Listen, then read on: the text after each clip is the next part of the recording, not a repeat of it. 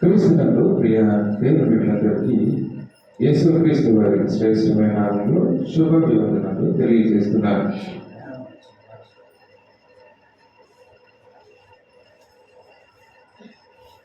దేవుడు మహాకృపను బట్టి మన దేవుడు మన ఎంతగానో ప్రేమించి మరి ఎంతతో లేనటువంటి భాగ్యాన్ని మనకిచ్చాడు. ఎందుకంటే ఈ రాత్రికాల సమయంలో చాలా మంది నిద్రపోతున్నారు, చాలా మంది అటు ఇటు తిరుగుతున్నారు. అయినప్పటికీ మరి దేవుడు మనందరిని ప్రేమించి మనందరిని ఇక్కడ తీసుకొచ్చిన విధానం బట్టి నేను దేవుళ్ళు ఎంతగానో సంతోషిస్తున్నాను.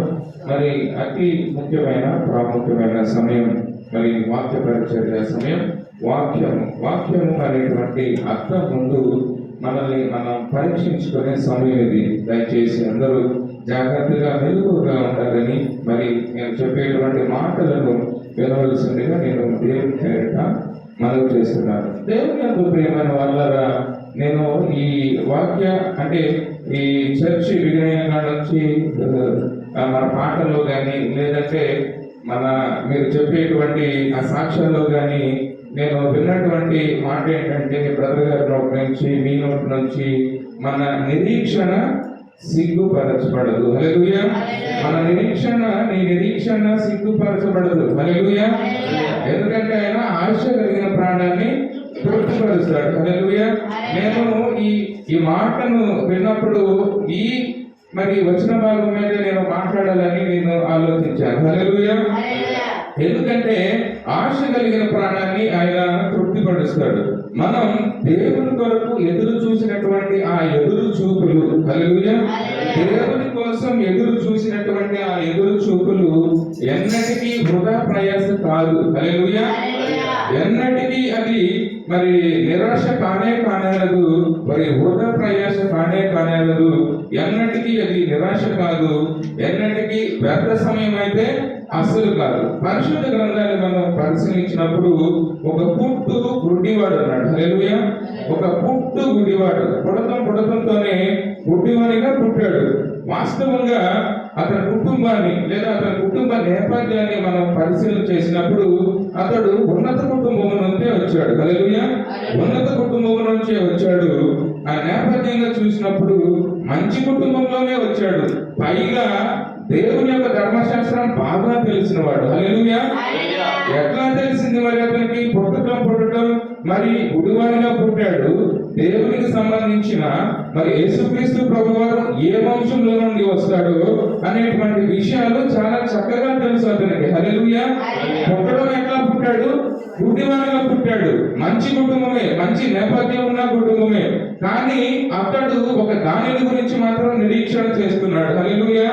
మరి అతను ఆ గుడివాడు ఏ విషయమై ఎట్లా విన్నాడో మనకు తెలియదు, కానీ యేసుక్రీస్తు ప్రభువారు మాత్రమే ఇతనికి చూపు ఇవ్వగలడు. హల్లెలూయా.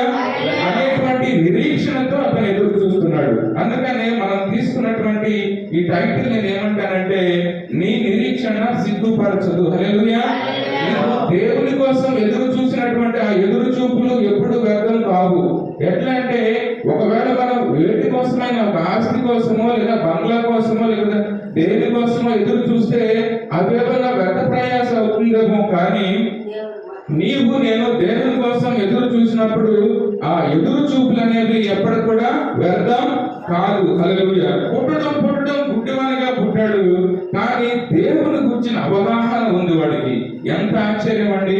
మనం కళ్ళుండి చూడలేని వారిగా ఉంటుంటే వాడు కళ్ళు లేనివాడు అయ్యుండి దేవుని గురించినటువంటి మరి అవగాహన ఎంత నాలెడ్జ్ కలిగి ఉండడం అనేది ఎంత ఆశ్చర్యకరం.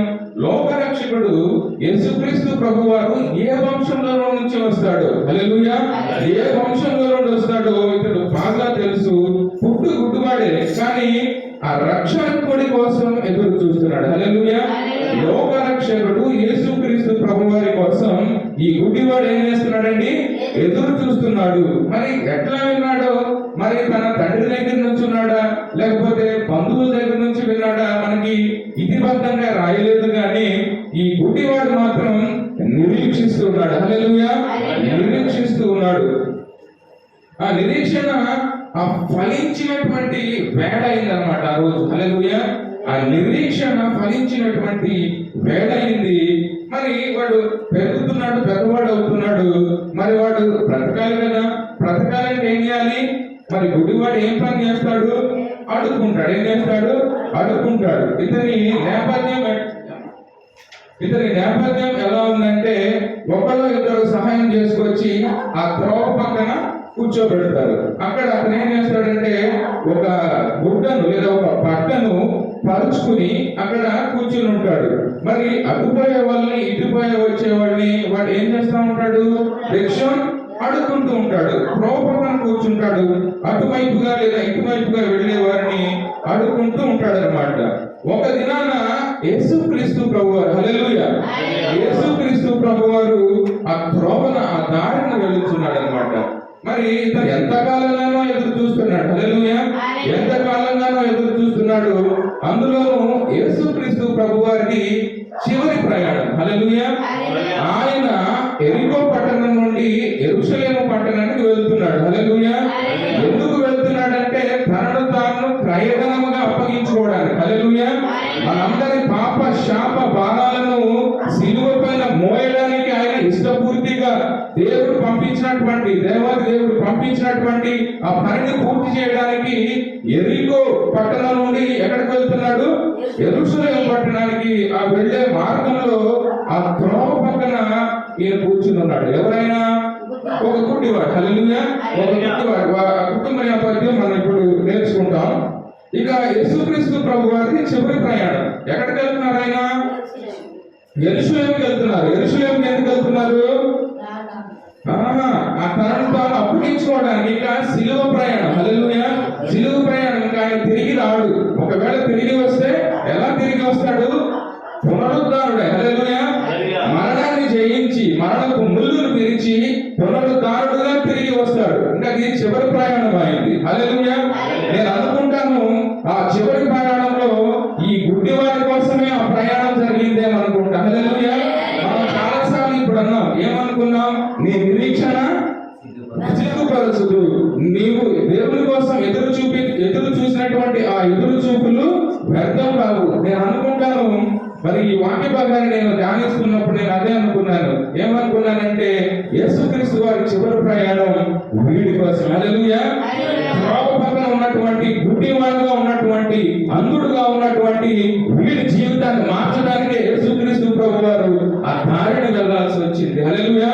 అని అనుకుంటాను. ఎందుకంటే యేసుక్రీస్తు ప్రభు వారు ఈ భూమి మీద ఉన్నప్పుడు 3.5 సంవత్సరాలు ఆయన సేవ పరిచర్య చేసినప్పుడు ఆయన ఎంతో బహు జన సమూహాలు వెంబడించేవాడు. హల్లెలూయా.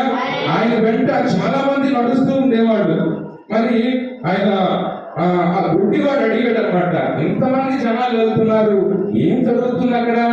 ఎందుకంటే గుడ్డివానికి వినికిడి శక్తి ఎక్కువ ఉంటుంది. హల్లెలూయా. గుడ్డివానికి ఏ శక్తి ఎక్కువ ఉంటుంది? వినికిడి శక్తి. అంతమంది పాదాలు, అంతమంది కాళ్ళు నడుచుకుంటూ వెళ్తుంటే ఏంటి ఇంతమంది ప్రయాణం చేస్తున్నారు అని అడిగాడు. ఎవరిని? ఆ దారిపోయేవారు. ఎవరిని? ఆ దారిపోయేవారిని. ఆయన ఏమన్నాడు? నజరేయుడైన ఎవరు? నజరేయుడైన యేసు ఈ దారిలో వెళ్తున్నాడు అని అడిగి చెప్పాడు అన్నమాట సమాధానం. వాడు ఏమడిగాడు? అయ్యా ఏంటి ఈ శబ్దం ఏంటి? ఎవరు వెళ్తున్నారు? ఇంత జనం ఏంటి అని అడిగినప్పుడు అక్కడ వారిలో ఉన్నటువంటి ఒక వ్యక్తి, ఒక మనిషి ఏం చెప్పాడంటే, ఈ దారి గుండా ఎవరు వెళ్తున్నారు? నజరేయుడైన యేసుక్రీస్తు ప్రభు వారు వెళ్తున్నారు అని అడిగినప్పుడు వాడిలో ఒక్క నిమిషం కూడా ఆలస్యం చేయకుండా వాడు, యేసు దావీదు కుమారుడా, హల్లెలూయా, యేసు దావీదు కుమారుడా నన్ను కరుణింపుము అని కేకలు వేశాడు. ఏమని కేకలు వేశాడు? యేసు దావీదు కుమారుడా నన్ను కరుణించు అని కేకలు వేశాడు. వాడు విన్న మాట ఏంటండి? నజరేయుడైన యేసు ఈ దారిలో వెళ్తున్నాడు అన్నాడు. వీడు వేసినటువంటి కేక ఏంటి? దావీదు కుమారుడా. అంటే దావీదు వంశంలో నుంచి వచ్చేవాడా? దావీదు కుమారుడా. హల్లెలూయా. ఎట్లా తెలిసింది? వాడు విన్న మాట ఏంటి? వాడు విన్నటువంటి మాట ఏంటండి? నజరేయుడైన యేసుక్రీస్తు ఈ దారిలో వెళ్తున్నాడు అన్నారు. కానీ వీడు వేసినటువంటి కేక ఒక క్షణం కూడా ఆలస్యం చేయకుండా దావీదు కుమారుడు. లోకరక్షకుడు ఏ వంశంలో నుండి వస్తాడో చెప్పారు. అందుకని మత్తయి సువార్త 1వ అధ్యాయం 1వ వచనం చూడండి. మత్తయి సువార్త 1వ అధ్యాయం 1వ వచనం. అబ్రహాము కుమారుడైన దావీదు కుమారుడైన యేసుక్రీస్తు వంశావళి. ఎంత ఆశ్చర్యం అండి! వాడికి ఎలా తెలిసింది? వాడు విన్న కేక ఒకటి, వాడు వేసినటువంటి కేక ఒకటి. ఆ కేక వేయకపోతే యేసుక్రీస్తు ప్రభు వారు దాటిపోతాడేమో. హల్లెలూయా! ఆయన దాటిపోయే దేవుడు కాదు. హల్లెలూయా! దాటిపోయే దేవుడు కాదు. అందుకని మరి అన్నగారు స్టీవెన్సన్ అన్నగారు అక్కడ ఒక పాట రాశారు. ఏమని? దాటిపోవాడు కాదు యేసు దైవము. ఆ పాటను అక్కడ నుంచే తీసుకున్నారు. ఆయన దాటిపోయే దేవుడు కాదు. ఈయన గట్టిగా కేక వేశాడు, యేసు దావీదు కుమారుడా నన్ను కరుణించమని కేక వేసినప్పుడు యేసు ఆగి, హల్లెలూయా! చూడండి, అంత పెద్ద దేవుడిని, అంత గొప్ప దేవుడిని వీడి కేకలు ఏం చేశాయి? ఆపేసాయి. హల్లెలూయా! వీడి కేకలు ఏం చేశాయి? ఆపేసాయి. అంత పెద్ద దేవుడిని, అంత రక్షకుడిని మరి ఆపేసి వాడిని పిలిచి, నేను నీకేమి చేయకూరుచున్నానని వాడిని అడగగా ఏమన్నాడు? ధైర్యం తెచ్చుకో. మార్కు సువార్త 10వ అధ్యాయం 46వ వచనం మనం చూసినప్పుడు ఏమన్నాడు? ధైర్యము తెచ్చుకోను. హల్లెలూయా! ఆయన నిన్ను పిలుచుచున్నాడు. అప్పటి వరకు దారి పక్కన ఉన్నాడు. ఇప్పుడేమంటున్నారు? ఆయన నిన్ను పిలుస్తున్నాడు. హల్లెలూయా! ఆయన పిలిచే దేవుడు. హల్లెలూయా! ఆయన పిలిచే దేవుడు. ఈ రాత్రికాల సమయంలో కొన్ని ప్రత్యేకమైనటువంటి పాఠాలు మనం నేర్చుకోవడానికి సిద్ధపడదాం. ఏమన్నాడు? యేసు దావీదు కుమారుడా, అంటే దావీదు వంశం నుంచి వచ్చివాడా.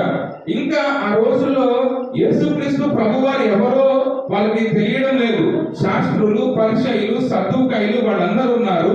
చాలా అందరూ మంచి నాలెడ్జ్ ఉన్న వాళ్ళు ఉన్నారు, అవగాహన కలిగిన వాళ్ళు ఉన్నారు, లేఖనాలు చదువుతున్నారు, మరి ధర్మశాస్త్రాన్ని చదువుతున్నారు. కానీ యేసుక్రీస్తు ప్రభు వాళ్ళు ఈయన మాత్రం తెలుసుకోలేకపోతున్నారు. హల్లెలూయా!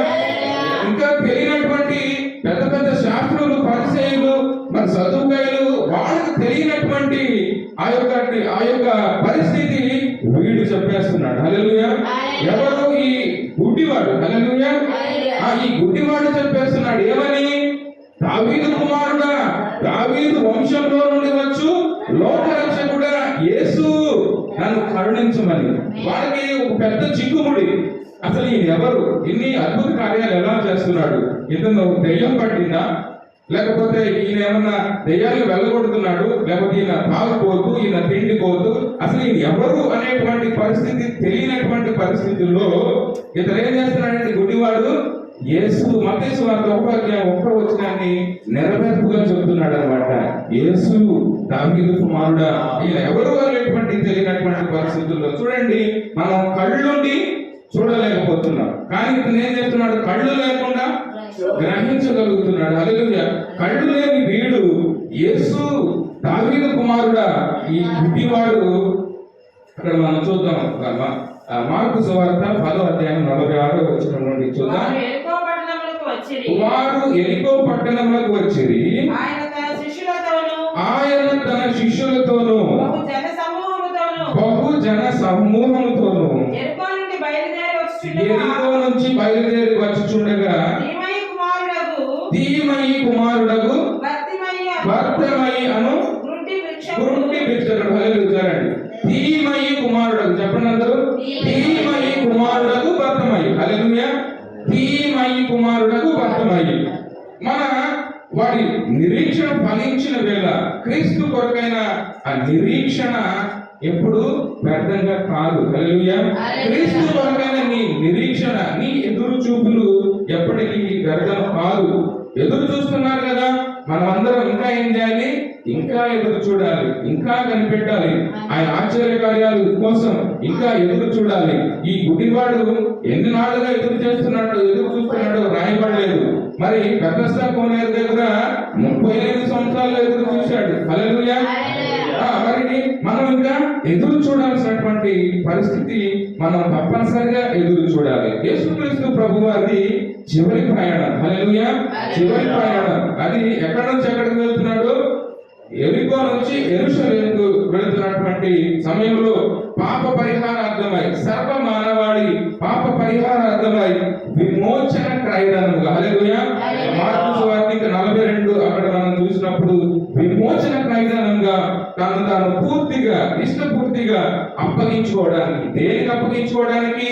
సిలువ మరణానికి. నిన్ను నన్ను సిలువ మరణం నుండి తప్పించి ఆయన మోసుకొని పోవడానికి, ఇదిగో లోక పాపములను మోసుకొని పోవు దేవుని గొర్రెపిల్లగా ఆయన తనను తాను అప్పగించుకోవడానికి ఆ మార్గంగా వెళుచున్నప్పుడు మరి ఇంకా తిరిగి రాడు ఆయన చివరి ప్రయాణం. ఈ గుడ్డివాడు ఎరికో పట్టణస్థుడు. హల్లెలూయా. ఈ గుడ్డివాడు ఎరికో పట్టణస్థుడు. ఎరికో పట్టణం అంటే శాపగ్రస్తమైన పట్టణం. హల్లెలూయా. అది శపించబడింది.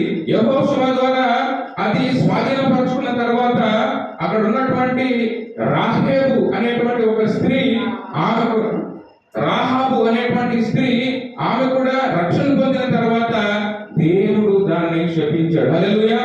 దేవుడు శాపగ్రస్తమైనటువంటి పట్టణం అది. ఎరికో పట్టణస్థురాలు రాహాబు, వారి కుటుంబం రక్షణ పొందిన తర్వాత ఎరికో కాల్చివేయబడింది. హల్లెలూయా. ఎరికో కాల్చివేయబడింది. మరి ఎరికో పట్టణం అంటే ఒక నాశనపురం. హల్లెలూయా.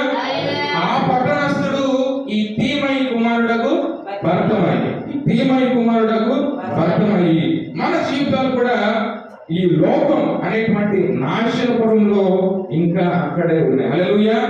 మనం మన జీవితాన్ని మనం పరిశీలన చేసుకుంటే తీమయి కుమారుడు భర్తమయ్యి ఎరికో పట్టణానికి చెందినవాడు. ఎరికో పట్టణం నాశనపురం అయింది. మనం కూడా నాశనపురం అనేటువంటి ఈ లోకంలో ఇంకా అట్లానే ఉంటున్నాం. హల్లెలూయా. వాటి నుండి కూడా మనం అన్ని తెలుసుకొని కూడా మనం ఇంకా ఏం చేస్తున్నాం? పాపము వైపే. హల్లెలూయా. కుక్క తన వాటికి ఎగబడినట్లు మనం ఏం చేస్తున్నామండి? మళ్ళీ ఎటువైపే. కానీ ఈ గుడ్డివాడైతే ఏం చేస్తున్నాడు? యేసు దావీదు కుమారుడు. హల్లెలూయా. యేసు. ఈ లోకం ఒక నాశనపురంలో ఉంటున్నాం. నిన్ను బట్టి ఈ నేల శపించబడింది. హల్లెలూయా. ఎవరితో అన్నాడు ఈ మాట? దేవుడు ఆదాముతో అన్నాడు. హల్లెలూయా. అవ్వతో అన్నాడు. ఏమన్నాడు? ఈ నేల శపించబడింది. ఎందుకు? దేవునికి వ్యతిరేకంగా, దేవుని మాటకు వ్యతిరేకంగా వాళ్ళు ఎప్పుడైతే ఆ పండును తిన్నారో వారి యొక్క ఆత్మీయ నేత్రాలు మూయబడి శారీరక నేత్రాలు తెరవబడ్డాయి. హల్లెలూయా. నిన్ను బట్టి ఈ నేల శపించబడింది. ఈ లోకంలో నుంచి మనం వేరవ్వాలి. ఈ లోకంలో నుంచి మనం వేరయ్యి క్రీస్తులో నిలకడగా ఉండాలి. హల్లెలూయా. నిజమైన ద్రాక్షవల్లి ఆయన, తీగలు మనం. ఈ తీగలు ఎప్పుడు ఫలిస్తాయి? ద్రాక్షవల్లిలో అంటుకొట్టుకొని ఉన్నప్పుడు. హల్లెలూయా. ద్రాక్షవల్లిలో కట్టుకుని ఉన్నప్పుడు మాత్రమే ఫలిస్తాయి. మరి ఈ సృష్టి అంతా మూలుగులో ఉందని చెప్తున్నాడు పౌలు గారు. హల్లెలూయా. ఈ సృష్టి అంతా మూలుగులో ఉంది, శాపంలో ఉంది, ప్రసవ వేదన పడుతుంది. హల్లెలూయా. మనం కూడా ఈ లోకంలో ఉన్నాం, నాశనపురంలో ఉన్నాం. తీమయి కుమారుడు భర్తమయ్యి ఎరికో పట్టణానికి ఎట్లా చెందినవాడు, మనం కూడా ఈ లోకమనే నాశనపురంలో ఉన్నాం. హల్లెలూయా. హల్లెలూయా. మరి ఏం చేయాలి మనం? పౌలు గారు రోమీయులకు రాస్తా అదే అంటారు. ఏమంటాడంటే మరి ఈ సృష్టి మూలుగులో ఉన్నది, శాపంలో ఉన్నది, ప్రసవ వేదన పడుతుంది. ఈ గుడ్డివాడు నాశనపురమైన ఎరికోలో ఉన్నాడు. మరి నీవు నేను ఈ నాశనపురమైనటువంటి ఈ లోకంలో ఉన్నావు. పాపము ఒక వ్యక్తి జీవితాన్ని ఏం చేసిందో చూసారా? మరి ఈ యొక్క గుడ్డివాని కుటుంబ నేపథ్యం మనం చూసినప్పుడు ఇక్కడ తీమయి కుమారుడకు భర్తమయ్యి. తీమయి అని అర్థం ఏంటంటే శ్రేష్ఠుడు. హల్లెలూయా. తీమయి అంటే శ్రేష్ఠుడు, భర్తమయ్యి అంటే పవిత్రుడు. అంటే శ్రేష్ఠునికి పవిత్రుడు పుట్టిన వేళ. హల్లెలూయా. శ్రేష్ఠుడు పవిత్రుడు పుట్టిన వేళ, కానీ అంధత్వం, పాపం. హల్లెలూయా. ఆ పాపగ్రస్తమైనటువంటి ఆ పట్టణంలో ఉన్నాడు. మరి ఆదాము అవ్వలు కూడా చేసినటువంటి పాపం, నిషేధిత ఫలాలు తిన్నప్పుడు, ఆజ్ఞలు అతిక్రమించినప్పుడు అన్ని సృష్టించబడింది. కానీ ఈ పండును మాత్రం తినొద్దన్నాడు. మరి పాము, మరి సర్పము, మరి అపవాది తన కుయుక్తి స్వభావం ద్వారా మరి వాళ్ళని లోపరుచుకుని హల్లెలూయా పాపం చేసేటట్టు చేసి మరి జీవ వృక్ష ఫలాలు పోగొట్టుకునేలా చేశాడు. హల్లెలూయా. ఆ పోయినటువంటి జీవ వృక్ష ఫలాలను యేసుక్రీస్తు ప్రభు వారు కడపటి ఆదాము ద్వారా, మొదటి ఆదాము ద్వారా మనం ఏమైతే పోగొట్టుకున్నామో కడపటి ఆదాము ద్వారా, హల్లెలూయా, కడపటి ఆదాము ద్వారా అవన్నీ యేసుక్రీస్తు ద్వారా అవన్నీ మనకి ఇవ్వడానికి యేసుక్రీస్తు ప్రభు వారిని ఈ భూలోకంలోకి పంపించారన్నమాట. మరి ఈ పాపానికి జీతం ఏంటి? మరణం. వారి నేత్రాలు తెరవబడ్డాయి. ఆత్మ సంబంధమైనటువంటి నేత్రాలు మూసుకొని పోయి మరి పౌలు గారు కొరింథీయులకు రాసిన 2వ లేఖ 4వ అధ్యాయం 4వ వచనంలో చెప్తారు ఏమని? మనందరికి ఏమైందంట? మనోనేత్రాలకి గుడ్డితనం. హల్లెలూయా. గుడ్డితనం కలిగింది మనందరికి. మన మనోనేత్రాలు మూసుకొని పోయాయి. ఏ నేత్రాలు తెరవబడ్డాయి? శారీరక నేత్రాలు. హల్లెలూయా. ఆదాము అవ్వలకి ఏ నేత్రాలు మూసుకుని ఏ నేత్రాలు తెరవబడ్డాయి? ఆత్మీయ నేత్రాలు మూసుకుని పోయి అప్పుడు శారీరక నేత్రాలు తెరవబడినప్పుడు వాళ్ళు దిగంబరులము అని తెలుసుకుని మరి అంజూరు ఆకులు చుట్టుకోవడానికి ప్రయత్నం చేశారు. అంజూరు కచ్చడాలు మానవ ప్రయత్నంగా. హల్లెలూయా. మానవ ప్రయత్నంగా. మరి పాపం ఒక మనిషికి గుడ్డితనం కలుగు చేస్తుంది. అలాగే మనం చూస్తే సంసోను షోరేకు లోయలో, హల్లెలూయా, షోరేకు లోయలో ఎక్కడికి వెళ్ళాడు? దెలీలా దగ్గరికి వెళ్ళాడు. హల్లెలూయా. దెలీలా దగ్గరికి వెళ్ళాడు. ఏం జరిగింది అక్కడ? సంసోనుకు పాప పర్యవసానంగా లభించింది గుడ్డితనం. 2 కళ్ళు పీకేయబడ్డాయి. హల్లెలూయా. 2 కళ్ళు పీకేయబడ్డాయి. కానీ ఇక్కడ తీమై కుమారులకు భర్తమయ్యి మంచి కుటుంబమే. హల్లెలూయా. మంచి కుటుంబమే. కానీ గుడ్డివాడుగా పుట్టాడు. కానీ వాడికి ఒక నిరీక్షణ ఉంది. హల్లెలూయా. యేసుక్రీస్తు ప్రభు వారు అతని దగ్గరికి వస్తాడు. ఆ నిరీక్షణ ఉంది. వాడి నిరీక్షణ మాత్రం వ్యర్థం కాలేదు. యేసయ్య ఏ వంశంలో నుండి వస్తాడో తెలుసు. యేసుక్రీస్తు ప్రభు వారు ఏ కుటుంబానికి చెందుతాడో తెలుసు. అన్నీ తెలుసు. కానీ ప్రభువుని చూడలేనటువంటి కన్నులు. మనం కూడా అట్లే ఉన్నాం. మన పరిస్థితి కూడా అట్లే ఉంది. మన పరిస్థితి అన్నీ తెలుసు. ధర్మశాస్త్రం తెలుసు, మంచి తెలుసు, చెడు తెలుసు. కానీ మన పరిస్థితి అట్లానే ఉంది. లోకరీత్యంగా. హల్లెలూయా. చాలా మంది క్రైస్తవులు చూడలేని కన్నులు. హల్లెలూయా. చూడలేని కన్నులు చాలా మంది క్రైస్తవులు. వాక్యాన్ని చదువుతాం కానీ అర్థం చేసుకున్నా దాన్ని పరిగణలో పెట్టాం, దాన్ని ప్రాచుర్యంలోకి పెట్టాం. చూడలేనటువంటి కన్నులు. ఈ రోజు మనం చేయవలసిన ప్రార్థన ఏంటో తెలుసా? యేసు, దావీదు కుమారుడా, మీరు 3.5 సంవత్సరాలు ఈ లోకాన్ని ఏ విధంగా వీక్షించారో ఆ కన్నులు నాకు దయచేయి ప్రభు. హల్లెలూయా. ఆ కన్నులు నాకు దయచేయి. నిన్ను చూచే కన్నులు దయచేయి. హల్లెలూయా. నిన్ను చూచే కన్నులు దయచేయి.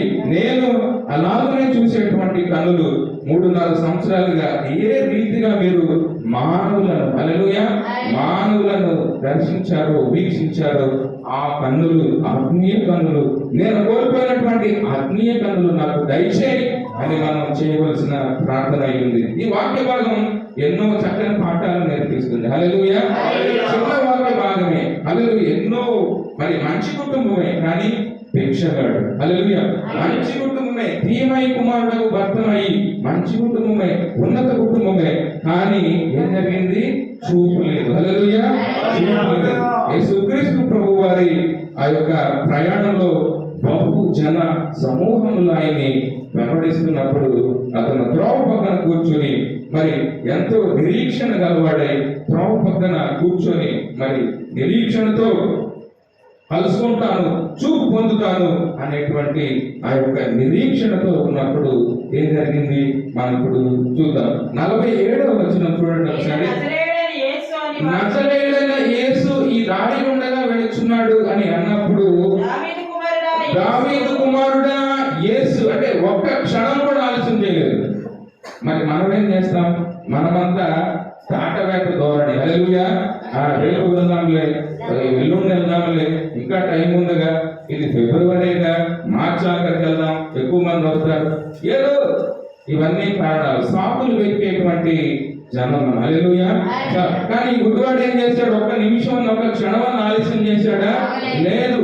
వాడు విన్న మాట ఒకటి, నజరేయుడైన యేసు అని విన్నటువంటి మాట ఒకటి, ఇతను వేసినటువంటి కేక విశ్వాసంతో వేసే కేక ఆయన్ని చేరకుండా మానదు, రక్షించకుండా నేరున్నట్లు ఆయన హస్తం చూచినది, విననేరకు ఉండినట్లు ఆయన చెవి. యేసు దావీదు కుమారుడా, నన్ను కరుణ కోసం కేకలు వేస్తున్నాడు. దేని కోసం కేకలు వేస్తున్నాడు? కరుణ కోసం. కరుణ. యేసుక్రీస్తు ప్రభువారు అతని వైపు చూచితే చాలు అనేటువంటి కరుణ. యేసు దావీదు కుమారుడా, మరి శ్రేష్ఠుడైనటువంటి అతనికి ఎవరు చెప్పుండాలంటే ఈ శ్రేష్ఠుడైన తండ్రే చెప్పుండాలి. హల్లెలూయా. అవును, యేసుక్రీస్తు ప్రభువారు మాత్రమే నీకు చూపును దయచేయగలరు అనేటువంటి ఈ మాటను తన తండ్రి అయిన తీమై నుంచే నేర్చుకుని ఉండాలి. అదే నిరీక్షణతో ఎదురు చూస్తూ ఉన్నాడు. అందుకనే ఆశ కలిగిన ప్రాణాన్ని తృప్తిపరుస్తాడు. మరి మనం దేవుని కోసం ఎదురు చూపించినటువంటి ఆ ఎదురు చూపులు ఎన్నడూ వ్యర్థం కాదు. హల్లెలూయా. మరి గట్టిగా కేక వేసినప్పుడు గుడ్డివానికి చూపునిచ్చుట మరి దేవుడు మనిషే. అదే చెప్తాం, యెషయా కుమారుడైన దావీదు కుమారుడైన యేసుక్రీస్తుగా ఈ లోకానికి వస్తాడని. హల్లెలూయా. యెషయా కుమారుడైన దావీదు కుమారుడైన యేసుక్రీస్తుగా ఈ లోకానికి వస్తాడని బట్టి బాగా తెలిసినటువంటి అంశం. యెషయా మొద్దు నుండి చిగురు పుట్టును. ఆ చిగురు ఎవరు? యేసుక్రీస్తు ప్రభువారు. హల్లెలూయా. ఆ చిగురు యేసుక్రీస్తు ప్రభువారు. మరి యేసు రక్షకుడా. మరి నిజంగా ఈ కేకల్లో వాడు ఎంత సువార్త చేశాడండి. అంటే వాళ్ళందరికీ ఎప్పటి వరకు తెలియదు ఆయనే యేసుక్రీస్తు ప్రభువారని తెలియదు, శాస్త్రులకు తెలియదు, పరిసయ్యులకు తెలియదు, సదువుకాలకు తెలియదు. కానీ వీడు వేసినటువంటి కేక ద్వారా అక్కడ ఎంత సువార్త పరిచయం చేశాడు. హల్లెలూయా. అంటే ఒక సాటింపు వేసినట్టు చెప్పాడు, ఈయనే దావీదు కుమారుడు, ఈయనే యేసుక్రీస్తు ప్రభువారు అని ఎంత సువార్త చేశాడండి కళ్ళు లేకుండా కూడా. హల్లెలూయా. మరి లేఖనాల్లో రాయబడి ఉన్నది యేసు దావీదు మరి వంశంలో నుండి వస్తాడని మనం ఇప్పుడే చదువుకున్నాం. మత్తయి సువార్త 1వ అధ్యాయం 1వ వచ్చినప్పుడు ఆ అరుపులలో, ఆ కేకలలో యేసుక్రీస్తు మాత్రమే నిత్య జీవం ఇచ్చేవాడినని నేనే అని చెప్పగా ఎవరు పట్టించుకోరా. యేసుక్రీస్తు ప్రభువారు చాలా సార్లు చెప్పారు, నేనే సత్యం, నేనే జీవం, నేనే మార్గం అని ఎన్నిసార్లు చెప్పిన నిత్య జీవం ఇచ్చేవాడు నేనే. నేను తాగువాడు ఇంకెప్పుడు తప్పిక కొనడానికి చెప్పినా ఎవరు వినడం లేదు. కానీ వీడేసినటువంటి ఆ కేక యేసు దావీదు కుమారుడు అనేటువంటి కేక లేఖనాలు నెరవేర్చబడ్డాయి. లేఖనాల నెరవేర్పు అందరూ వేరువేరుగా అర్థం చేసుకుంటున్నారు. ఈయనెవరు, ఏం చేస్తున్నాడు, మోషే కంటే గొప్పవాడా, అబ్రహాము కంటే ముందున్నవాడా అనేటువంటి చాలా ప్రశ్నలు, చాలా చిక్కుముడి. కానీ ఈ తీమయి కుమారుడు భర్తమయ్యి ఏం చేశాడు? మత్తయి సువార్త 1వ అధ్యాయం 1వ వచ్చిన ఆ లేఖనాన్ని నెరవేరుస్తున్నాడు. ఈయన దావీదు కుమారుడైన యేసుక్రీస్తు అని చెప్తున్నాడు అన్నమాట. హల్లెలూయా. లేఖనాల నెరవేర్పు జరుగుతుంది. వాడు కళ్ళుండి అందులు, వీడు కళ్ళు లేకుండా కూడా చూస్తున్నాడు, ఆలోచన చేస్తున్నాడు. మరి నీ పరిస్థితి, నా పరిస్థితి ఏంటి? పరిశీలన చేసుకుందాం. హల్లెలూయా. వీడు కళ్ళు లేకపోయినా అర్థం చేసుకుని నిరీక్షణ కలిగి ఉన్నాడు. అంతకు మించి నిరీక్షణ ఫలించిన వేళయింది. హల్లెలూయా. అంత గొప్ప రక్షకుడు ఆగి అతన్ని పిలవన్నాడు. హల్లెలూయా. అంత గొప్ప రక్షకుడిని ఆపేసాయి విడిగాడు. హల్లెలూయా. అంత పెద్ద దేవుడిని ఆపేసాయి. అంతకు మించి వాడి నిరీక్షణ ఫలించిన వేళ. నిరీక్షణ ఏమైనా సిగ్గుపరుస్తుందా? సిగ్గుపరచదండి. నీ నిరీక్షణ దేవుని కొరకే అయితే నీ నిరీక్షణ ఎన్నటికీ వ్యర్థం కాదు. యెహోవా కొరకు కాలమందు, ఆయన సమీపంగా ఉన్నటువంటి కాలమందు ఆయన వెతకాలి. యెషయా గ్రంథం 55వ అధ్యాయం 6 నుంచి 9 వచనాలను చూస్తే ఈ గుడ్డివానికి దేవుడు సమీపంగా ఉన్నాడు. అందుకనే కేక, హల్లెలూయా, అందుకనే కేక. మరీ ఎక్కువగా కేకలు వేశాడు, మరీ ఎక్కువగా కేకలు వేస్తున్నాడు. వాడికి ఎదురైనటువంటి ప్రతిబంధకాలను ఎదిరించాడు. ఆ ప్రతిబంధకాలు ఏమంటే, వాళ్ళు వాళ్ళలో ఉన్నటువంటి ఒకడు, ఎందుకు కేకలు వేస్తావు, ఊరుకో అన్నారు. ఏమన్నారు? ఊరుకో, ఎందుకు కేకలు వేస్తావు అన్నాడు ఒక అతను. అప్పుడు ఏమన్నాడు? ఎలాగైనా యేసుని చేరాలని ఆలస్యం చేస్తే దాటిపోతాడని కొంతమంది ఊరకుండు అన్నారు. 49వ వచనం చదువుతామా? మొదలు పెట్టాను. ఊరుకుండు అనేటువంటి ప్రతిబంధకం అది. హల్లెలూయా. ఊరుకుండు అంటే ఆగిపోతాడేమో అనుకున్నారు. అదొక ప్రతిబంధకం, అంటే దేవుని చేరకుండా ఒక అడ్డు. చదవండి. కానీ వాడు, దావీదు కుమారుడా నన్ను కరుణింపమని మరి ఎక్కువగా కేకలు వేసి అప్పుడు యేసు నిలిచి, హల్లెలూయా, యేసు నిలిచి, చెప్పండి అందరూ, యేసు నిలిచి, నిలిచే దేవుడు ఆయన. హల్లెలూయా. నిలిచే దేవుడు, నీ కోసం నా కోసం నిలిచే దేవుడు యేసు. నిలిచి, నిలిచే దేవుడు. వారిని పిలువుడని చెప్పగా త్రోవ పక్కన ఉన్నటువంటి వాడిని త్రోవలోనికి పిలుస్తున్నాడు. హల్లెలూయా. త్రోవ పక్కన ఉన్నటువంటి వాడిని త్రోవలోనికి పిలుస్తున్నాడు. హల్లెలూయా. ఈ రోజు ఇంకా మనం ఆలస్యం చేయకూడదండి. యెహోవా దొరుకు కాలం అందే, యెహోవా సమీపంగా ఉన్నటువంటి కాలం ఇదే. రక్షణ దినం ఇదే, అనుకున్న సమయం రక్షణ దినం. ప్రభుని వేడుకోవడం అంటే ఎప్పుడు? ఇప్పుడే. హల్లెలూయా. ప్రభుని వేడుకోవడం అంటే ఇప్పుడే. కేకలు వేయాలి. యేసు నిలిచి, హల్లెలూయా, యేసు నిలిచి ఆయన వేసినటువంటి ఆజ్ఞ, అతన్ని పిలవండి. అప్పుడు వాడు నిదానంగా చెప్తున్నారు, భయపడకు. ఏమంటున్నారు? భయపడకు, ధైర్యం తెచ్చుకోను, ఆయన నిన్ను పిలుస్తున్నాడు. హల్లెలూయా. యేసు పిలుచుచున్నాడు. హల్లెలూయా, హల్లెలూయా. యేసు పిలుచుచున్నాడు. ఆయన మన హృదయం అనేటువంటి వాకిటి దగ్గర ఉండి తట్టుచున్నాడు. ఎవరైతే నా స్వరం విని, హల్లెలూయా, ఎవరైతే నా స్వరం విని నా తలుపు తీస్తారో నేను వారితో ఉంటాను, వారితో కలిసి భోజనం చేస్తాను. హల్లెలూయా. వారితో కలిసి భోజనం చేస్తాను. ఆ తలుపు, ఆ ద్వారం తెలియడానికి, హృదయం అనేటువంటి ద్వారం తెరవడానికి నీవు సిద్ధమా? ఒక ప్రశ్న మీ ముందు ఉంచడానికి నేను ఇష్టపడుతున్నాను. ఆయన ఎక్కడున్నాడు చూడండి. ఆయన పిలవండి అన్నాడు. లేదంటే ఒక ఎంపీ దగ్గర నుంచో, ఒక ఎమ్మెల్యే దగ్గర నుంచో, లేదా పెద్ద పెద్ద వారి దగ్గర నుంచో ఒక ఇన్విటేషన్ వస్తే మనం ఎట్లా ఫీల్ అవుతాం? నేను ఎంతో గొప్ప, నాకు మంచి పెద్ద ఇన్విటేషన్ ఎక్కడి నుంచో ఎంపీ గారి దగ్గర నుండి వచ్చింది అని అది ఎంతో సంబరపడతాం. అయితే ఆ కుటుంబాన్ని ధైర్యం తెచ్చుకో. ముందర ఏమన్నారు? ఊరకుండు అన్నారు.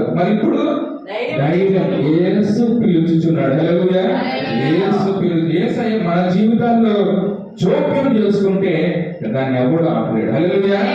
ఇప్పుడు జోక్యం చేసుకున్నాడు యేసుక్రీస్తు ప్రభువారు. ఏం చేశారు? జోక్యం చేసుకుంటున్నాడు వాడి జీవితంలో. వారిని పిలవండి. యేసుక్రీస్తు ప్రభువారు మన జీవితంలో జోక్యం చేసుకుంటే ఇంకెవరు ఆపేది లేదు, ఎవరు ఆపేది లేదు. అందుకనే జక్కయ్య దగ్గరికి వెళ్ళి, జక్కయ్య దిగిరా. ఆయన కూడా ఆశ కలిగి ఉన్నాడు. ఏం ఆశ కలిగి ఉన్నాడు?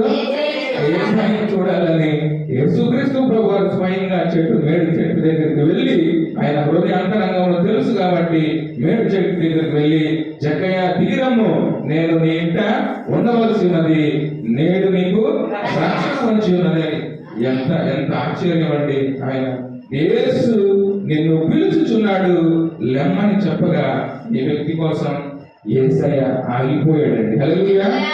ఈ వ్యక్తి కోసం త్రోవ పక్కన ఉన్న తీమై కుమారుడకు భర్తమై ఎన్నాళ్ళుగానో వాడి నిరీక్షణ ఫలించినటువంటి వేళ యేసుక్రీస్తు ప్రభు వారు ఒక గుడ్డివాడి కోసం ఆగిపోయేటట్టు చేసేవాడు వేసినటువంటి కేక. యేసు దావీదు కుమారుడు. హల్లెలూయా. యేసయ్య ఆగాడు. నీ స్పందన కోసం ఆయన ఎదురు చూస్తున్నాడు.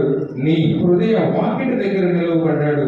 అందుకని ప్రకటన గ్రంథం 3వ అధ్యాయం 20వ వచనం మనం చూసినప్పుడు, చూడండి దేవుడు మనలో ఎంత చక్కని మాటలు మాట్లాడుతున్నాడో. ప్రకటన గ్రంథం 3వ అధ్యాయం. నేను తలుపు నొద్ద నిలిచి ఉన్నాను, తట్టుచున్నాను.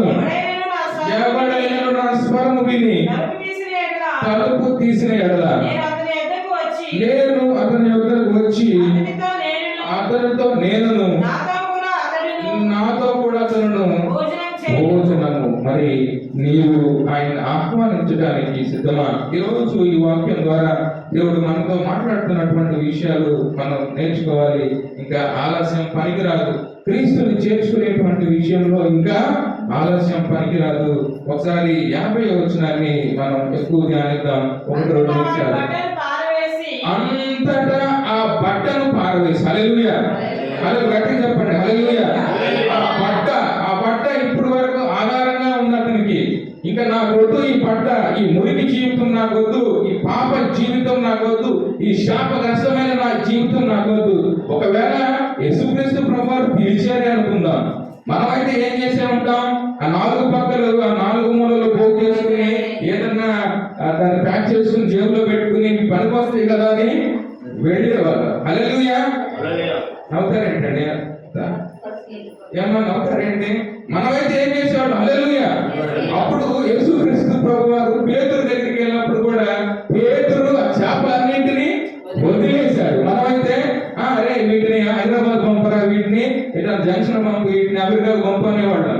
ఇక్కడ తీమై కుమారుడు భర్తను ఏం చేశాడు? ఆ భర్తను పారవేసి, పాపపు జీవితాన్ని పారవేసి, ఇక నాకు ఏం అవసరం లేదు, నేను క్రీస్తుతో కూడా ఉండబోతున్నాను, ఆయనతో కూడా ఉండబోతున్నాను అని దిక్కున లేచి. హల్లెలూయా. ఈ లేవటంలోనే ఉందండి క్రైస్తవ జీవితం. దిక్కున లేచి. హల్లెలూయా. దిక్కున లేచి లేవటంలోనే ఉంది. అంతటా వాడు బట్టను పారవేసి యేసయ్య దగ్గరకు రావడానికి దిక్కున లేచి యేసు నీకేమి చేయబోచున్నాను అని అడిగినప్పుడు వారిని అడుగగా ఆ గుడ్డివాడు బోధకుడా. చూడండి చాలండి, బోధకుడా ఆయన మాటల్లో మార్పు చూడండి. ఫస్ట్ ఏమన్నాడు? ఏం విన్నాడు? నజరేయుడైన యేసు అన్నాడు. తర్వాత ఇతనేం కేకలు వేశాడు? దావీదు కుమారుడా నన్ను కరుణింపమన్నాడు. ఇప్పుడు ఏమంటున్నాడు? బోధకుడా. ఇవన్నీ విషయాలు ఎట్లా తెలిసాయండి? కళ్ళు లేకపోయినా ఇన్ని విషయాలు వాటికి తెలిసాయే. మరి మనం కళ్ళు నుండి అన్ని అవయవాలు సరిగా పనిచేసి మనకి ఎందుకంటే ఈ విషయాలు తెలియడం లేదు? ఒకసారి పరిశీలన చేసుకుందాం. యేసయ్య పిలిచిన తరువాత ఆ పట్టను పారవేసి, ఆ పట్టతో పని లేదు. ఇంకా ఏమైనా పని ఉందంటారా? అంత పెద్ద దేవుడిని ఆపేశాడు ఇతను. ఇంకేమన్నా పని ఉందా పట్టతో? ఈ జీవితంతో నాకు పని లేదు, ఈ బ్రతుకు నాకు వద్దు, ఈ త్రోవ పక్కన జీవితం నాకు వద్దు, ఈ అంధకారం నాకు వద్దు, ఈ పేదరికం నాకు వద్దు, ఈ భయానకమైనటువంటి పరిస్థితి నాకు వద్దు.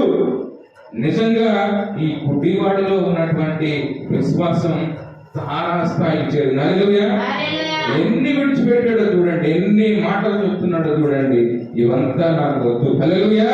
ఈ పాప జీవితం, మరడి జీవితం, పుట్టి జీవితం, అంధకారమైన జీవితం, భయానకరమైనటువంటి జీవితం నాకు వద్దు. మరి ఏమి చేయించుకున్నాడు? ఆయన దిక్కున లేచి. ఈ లేవడంలోనే ఉందండి క్రైస్తవ జీవితం అంతా.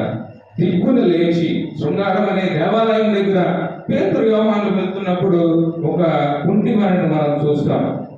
వాడు అనుకున్నాడు, అయ్యో వీళ్ళు ఏంటో మంచిగా వస్తున్నారు, వీళ్ళ నుంచి నేను చాలా పొందవచ్చునేమో అనుకున్నారు. కానీ వాళ్ళు ఏమన్నారు? మా దగ్గర వెండి వారి వైపు తేరి చూచి మా దగ్గర వెండి బంగారం లేదు, కానీ మాకున్నదే మీకు ఇస్తున్నాం, నజరేయుడైన యేసు నామములో లేమని చెప్పినప్పుడు వాడు దిక్కున లేచి. హల్లెలూయా. ఈ లేవటంలోనే ఉందండి క్రైస్తవ జీవితం. ఈ పాపపు జీవితంలో, నాశనపరమైనటువంటి లోకంలో మనం కూరుకుపోయి ఉన్నప్పుడు అక్కడ నుంచి దిక్కున లేచేటువంటి స్వభావం నీది నాదైతే మనం క్రీస్తుని కలుసుకుంటాం. హల్లెలూయా. ఈ గుడ్డివాడు ఎట్లయితే క్రీస్తుని కలుసుకున్నాడో ఆయనతో కూడా త్రోవలో ఎట్లా ప్రయాణం చేయడానికి మొదలు పెట్టాడు. ఆ యొక్క నాశనపరమైనటువంటి లోకం నుంచి మనం వేరైనప్పుడు క్రీస్తుని మనం కలుసుకోగలం. విడిచిపెట్టి మరి యేసు నిన్ను పిలుచుచున్నాడు అని అనగానే మరి ఏం చేయవలసింది చూడండి, అది విడిచిపెట్టి ఈరోజు ప్రభు నిన్ను పిలుచుచున్నాడు. హల్లెలూయా. ఆ పట్టను పాప జీవితాన్ని విడిచిపెట్టడానికి, మలినమైనటువంటి జీవితాన్ని విడిచిపెట్టడానికి మీరు సిద్ధమా? హల్లెలూయా. మీరు సిద్ధమా లేదా నేను సిద్ధమా అనేటువంటి మరి ఆ పట్టను అవతల పారవేసి యేసు నిన్ను పిలుస్తున్నాడు, నూతన జీవితం ఇస్తాడు. హల్లెలూయా. ఎవరైనా క్రీస్తులో ఉంటే వాడు నూతన సృష్టి. హల్లెలూయా. నూతన సృష్టిలోనికి వెళుతున్నాడు. ఇదిగో పాతవి మరి కాచుకోలేదు. ఎంత విశ్వాసం అండి, పాతవి కాచుకోలేదు. ఆ బావి దగ్గర సమరయ స్త్రీ, ఇక్కడ ఆ బావి దగ్గర సమరయ స్త్రీ ఏం చేసింది, ఆ కుండను అక్కడ విడిచిపెట్టి, హల్లెలూయా, గుడ్డివాడు ఏం చేశాడు, బట్టను విడిచిపెట్టి, అక్కడ సమరయ స్త్రీ ఆ కుండను విడిచిపెట్టి ఆమె నేరుగా ఇంటికి వెళ్ళలేదు, నేరుగా గ్రామంలోనికి వెళ్ళి నేను చేసినవన్నీ, నేను చెప్పినవన్నీ, చూసిన వాడిని చూశాను, చెప్పిన వాడిని నేను చూశాను, ఆయన కాదా మెస్సయ్య, ఆయన కాదా క్రీస్తు అని ఎంత సువార్త చేసింది. యేసయ్య ఆమెను సంధించినప్పుడు బ్రతుకు మార్చిన తర్వాత ఆ కుండను విడిచిపెట్టి వీడేం చేశాడు, ఈ బట్టను విడిచిపెట్టి, మరి మనం ఎందుకు అది విడిచిపెట్టలేకపోతున్నాం? ఏది దేవుని దగ్గరికి రాకుండా మనల్ని ఆపేస్తుంది, ఏది మరి ఏదైతే అడ్డుగోడగా ఉంటుందో దాన్ని మనం ఈ రాత్రి వేళ విడిచిపెట్టాలి. హల్లెలూయా. విడిచిపెట్టాలి. వాడు విడిచిపెట్టి, ఆ బట్టను విడిచిపెట్టి, పాపపు జీవితాన్ని విడిచిపెట్టి, మరి ఈయన క్రీస్తు కాదా, ఆయన మెస్సయ్య కాదా, కుండను విడిచిపెట్టి, మరి నీ నా సంగతి ఏంటండి? ఏమిటి మనల్ని ఆపేస్తుంది ఆయన దగ్గరికి రాకుండా? ఏమిటి మనల్ని ప్రతిబంధకంగా ఉంది? మరి చూడండి, అతిక్రమములు దాచొద్దు. హల్లెలూయా. అతిక్రమములు దాచువాడు వదిలాడు, అవి ఒప్పుకొని విడిచిపెట్టి మన అతిక్రమములు దోషములు ఒప్పుకొని ఎడల. మొదటి యోహాను పత్రిక 1:9 మళ్ళీ చూద్దాం. బట్టను అవతల పారవేసి, ఈ బ్రతుకు నాకొద్దు, ఈ రోత నాకొద్దు, ఈ మలిన జీవితం నాకొద్దు, మలిమైన బ్రతుకు నాకొద్దు అనే బట్టను పారవేసి దిగ్గున లేచి మరి దేవుణ్ణి వెంబడించాడు. హల్లెలూయా. దేవుణ్ణి వెంబడించాడు. త్రోవ పక్కన ఉన్నవాడు యేసు వద్దకు వచ్చి మరి యేసు చెంత నిలిచి వాడి నిరీక్షణ ఫలించిన వేళ. హల్లెలూయా. హల్లెలూయా. మరి దేవుని కోసం ఎదురు చూసినటువంటి నీ ఎదురు చూపులు వృధా అవుతాయి అంటారా? అవ్వడు. హల్లెలూయా. నీ నిరీక్షణ సిగ్గుపరచబడుతుంది అంటారా? అవునండి. హల్లెలూయా. 51వ వచనం మనం ఒకసారి చూద్దాం. మరి 1 నిమిషంలో నేను ముగిస్తాను.